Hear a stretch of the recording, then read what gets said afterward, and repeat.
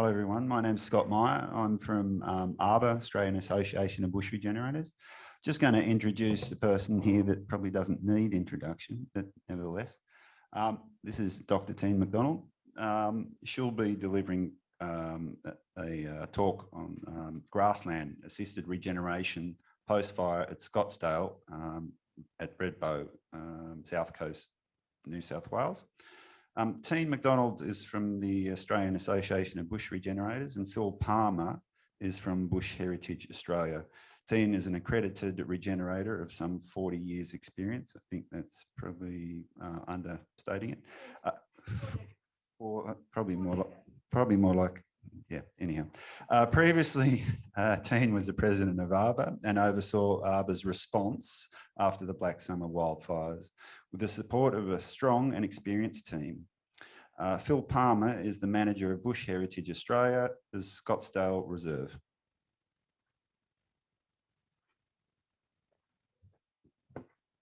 Thanks, Scott. That's great.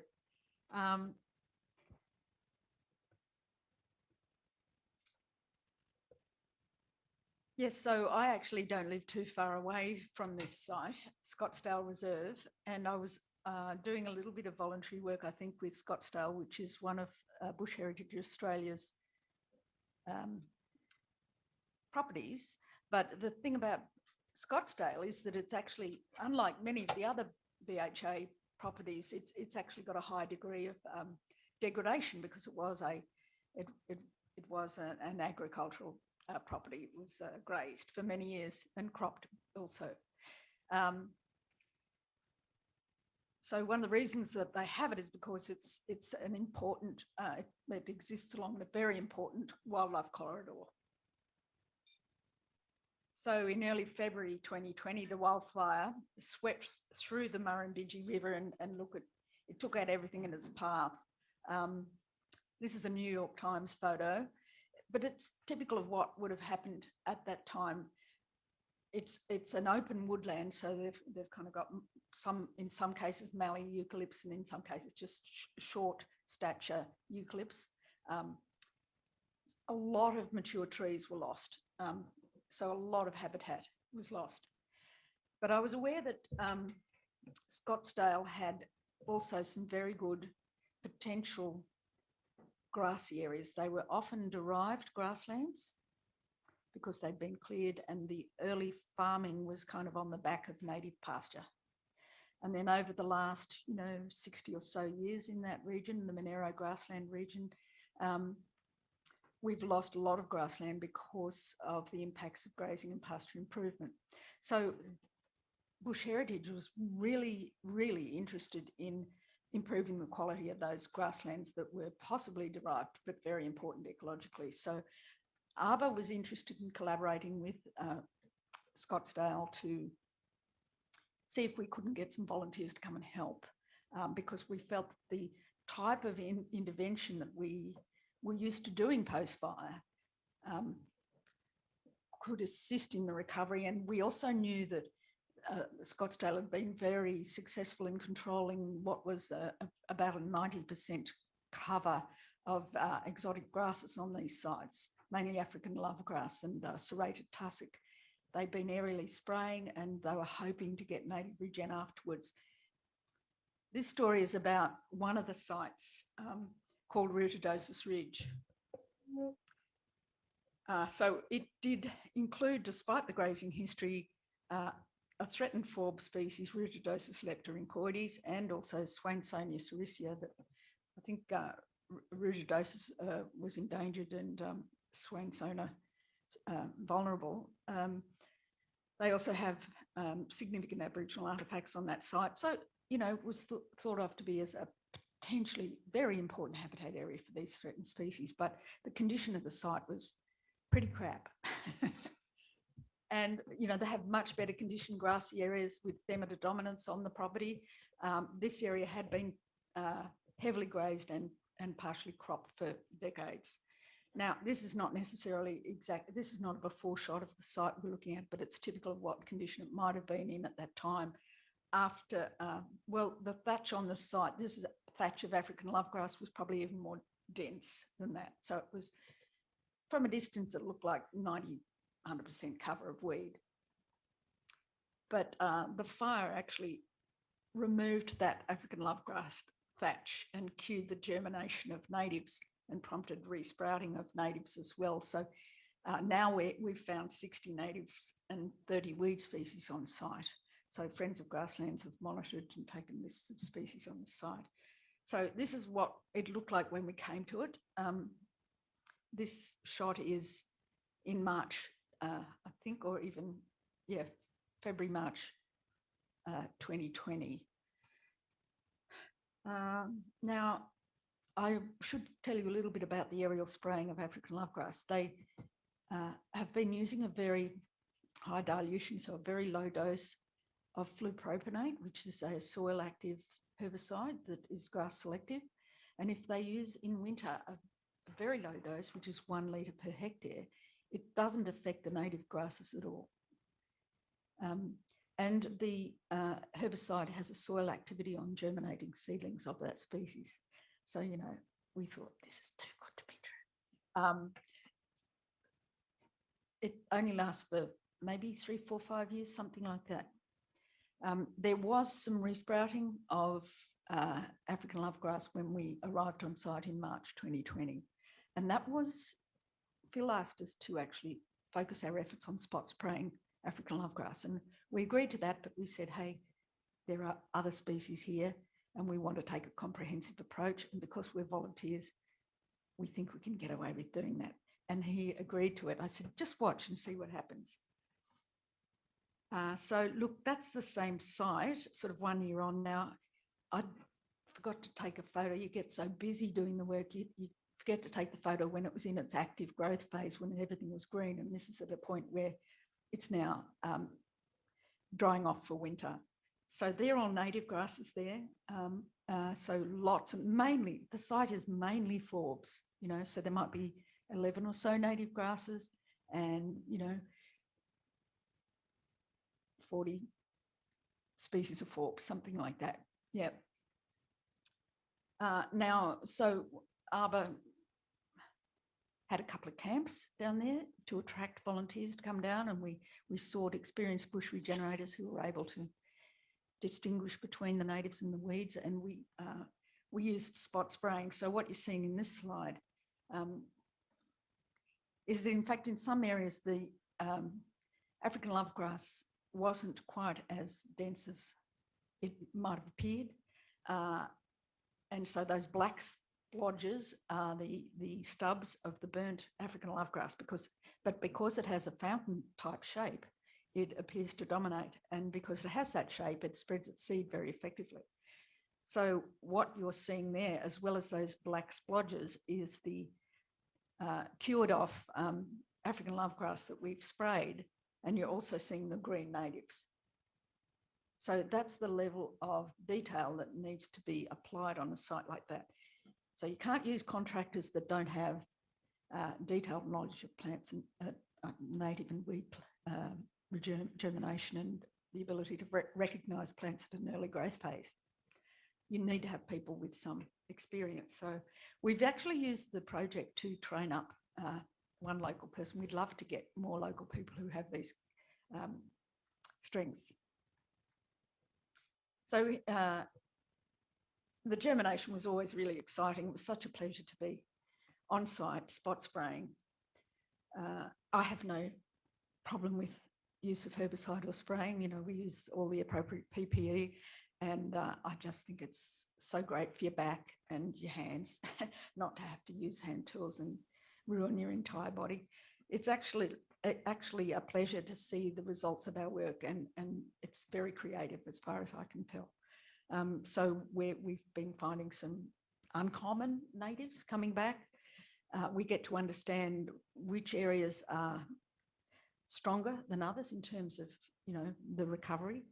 So here at the bottom is Swainsona on the right, Swainsona sericea.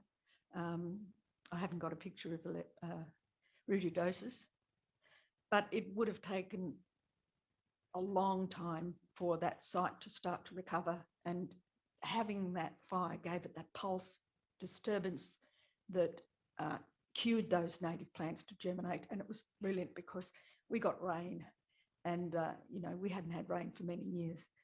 Well, not decent rain in the season where you get germination. So we would have missed that opportunity had the fire not been there. If we hadn't had the fire and we hadn't had the volunteers or paid people on the ground to do the post-fire weeding, we wouldn't have the opportunity for taking advantage of the fact that there was potential to reduce the weed seed bank and increase the native seed bank. So what we're doing here is we're working with seed banks, so we're shifting the site from a weed-dominated seed bank to a native-dominated seed bank. Therefore, we're building the resilience of that site for the future and any future disturbances.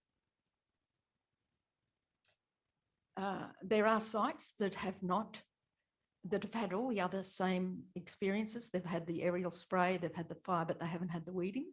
So we're going to do some monitoring to see how they're progressing over time compared to the sites that have been weeded. But just looking at it, we've had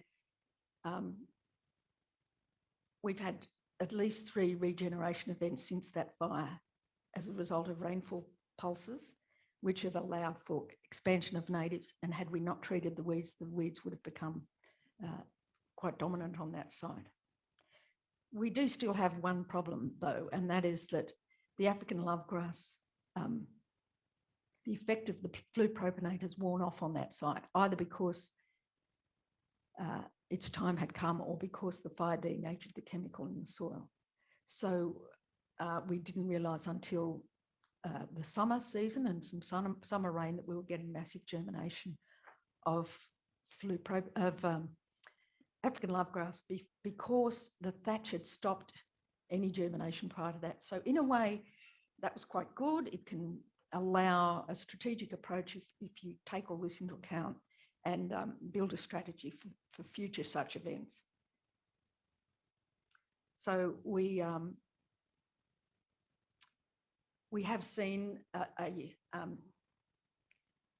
this is what you're seeing here is a map of condition classes that we use in the bush regeneration industry, where we have, reasonably high condition right down to very low condition, even nil. So that buffy khaki colour at the top is nil native species coming up in that site, whereas the green is where you've got pretty well dominant native species.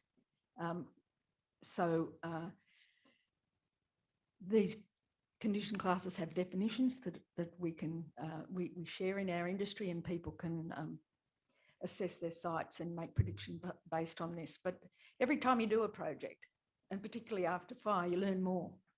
And so we sort of said anywhere that's got original soil surface may in fact have a soil seed bank. And we look at the degree of weeds and we say, yeah, nah. The weeds are too dominant. It's usually a ratio of weeds to natives. We got 90%, cover of weed here. And then you start to look closer and you find, yeah, you got 90% cover of weed, but you've got 17 native species in this 100 square metre area as well. So is it worth doing work there? And so we found we pushed the edges of where there was resilience, or what Phil calls nativeness.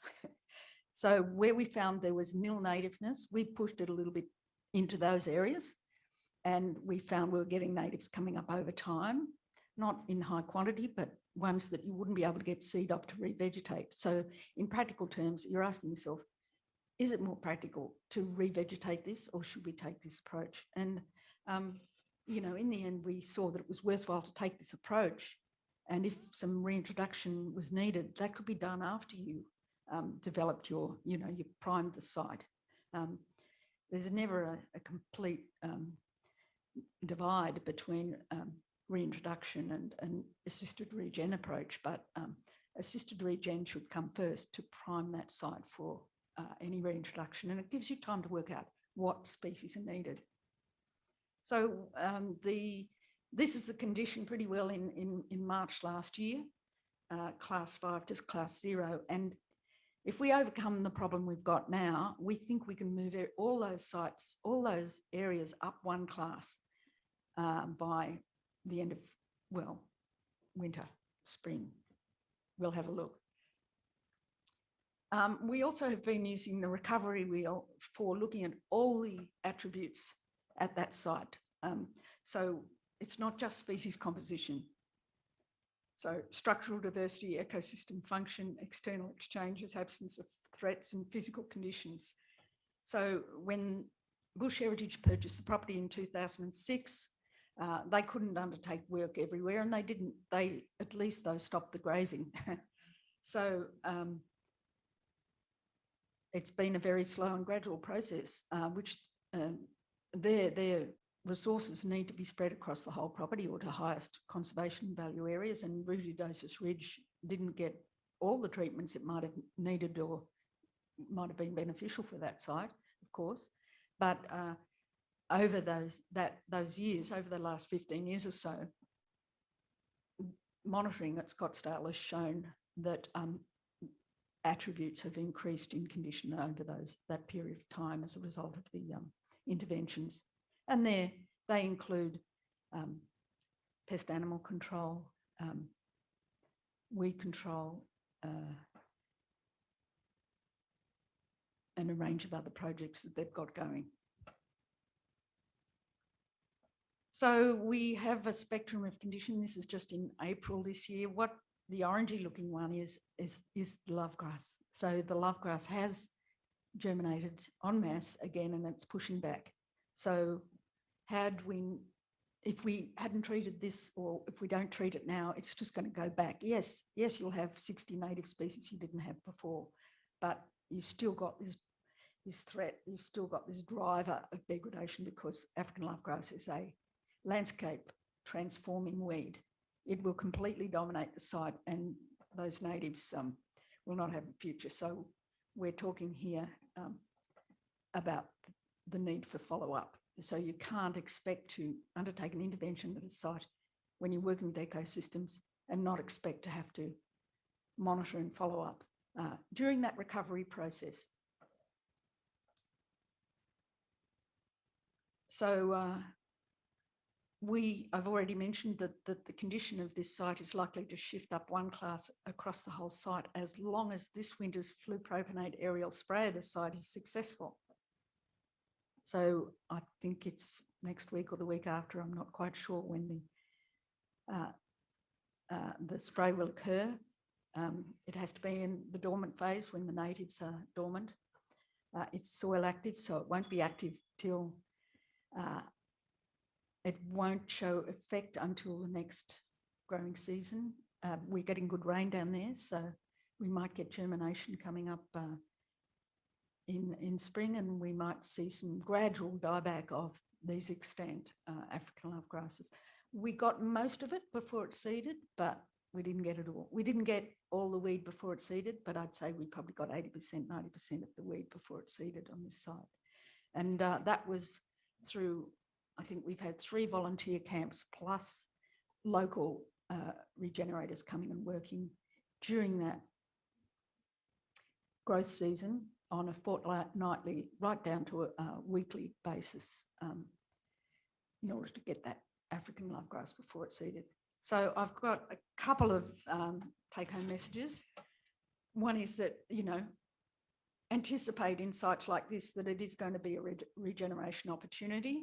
Start as soon as you possibly can and is ecologically appropriate. Just make sure you do that repetitive follow-up. And if the flupropanate spray was more than 3 years prior to the fire, repeat the aerial spray the first winter after the fire. So if we'd been paying for all that work, we could have saved us, at least $10,000 in follow-up of African lovegrass if we'd done it, maybe not that amount of money, if the property was treated in that winter following the fire. So this is now the second winter following the fire. And the other implication is fire could be have a positive role to play in the recovery process or the part of the restoration inputs. So consider future mosaic burns and time those burns to ensure weed follow up after each burn until the soil seed bank is recovered. Now, We took on 10 hectares. It's not ideal for the resources we had. We could have done better with 5 hectares, but hey, we've got probably a really good outcome on 10 hectares instead of a perfect outcome on 5. So, you know, we just have to balance those things out. So that's my story. I don't know if we've got time for questions.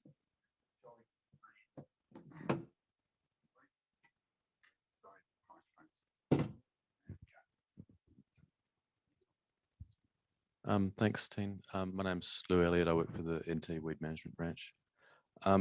Just in terms of you alluded to that there was a question in your mind as to whether the fire following the first flupropionate trial may have affected the efficacy of the herbicide, which to me sounds very likely. Are you considering excluding fire from those areas following the second herbicide spray? That would be really desirable, but fire hasn't happened on a sort of a wildfire hasn't happened on Scottsdale for a good while. So it wouldn't be too difficult to exclude fire. It's a totally cleared area, and there's not much fuel left on the site. But you make a very good point. Yes, if you're going to use fire deliberately, you don't want to reapply it in the primary juvenile period of the natives or in a period where you might deactivate the flupropionate. Excellent point. Yeah. One more question.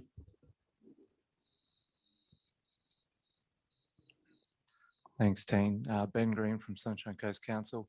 I was just wondering with the that exotic grass, sorry, what was it, African love grass? How long had it dominated that landscape? Because I was just interested in the native seed viability, like all the natives that came up, like how long were they being suppressed? I think they've been suppressed by more than the African lovegrass. I think the grazing probably also would have suppressed them, and there was some cropping in some areas as well. So look,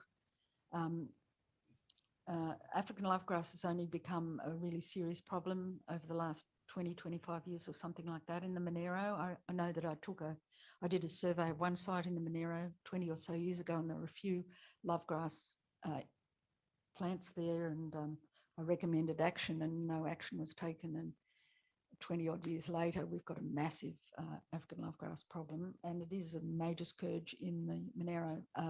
I think that's about the period of time that it's been there. And we don't know enough about how long, you know, the longevity of native seed banks. In fact, some of the species that are presumed not to have soil seed banks actually end up having at least something there, or may have something there. And of course, your tubers and things also can stay. So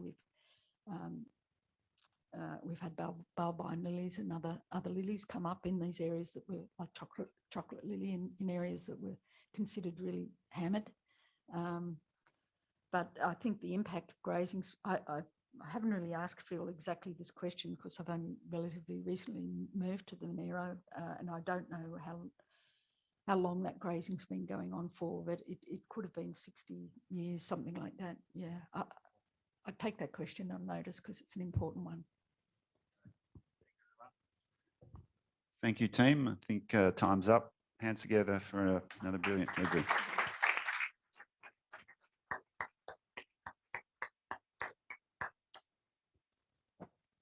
I think it's afternoon tea, is it? It is afternoon tea, but I'd like to say to all those who are attending, and I know there are millions of you virtually, including the presenters, you need to go out of this session and then link in again to the session that is starting after afternoon tea. It's a discussion forum involving the panelists from this session. So if anybody has more to discuss, they can join us then. And you join in, it's called the Pechukucha session. And we have 20 minutes prior to that session, but it's named that on the Zoom link. So thank you, everybody. We might see you later. Bye now.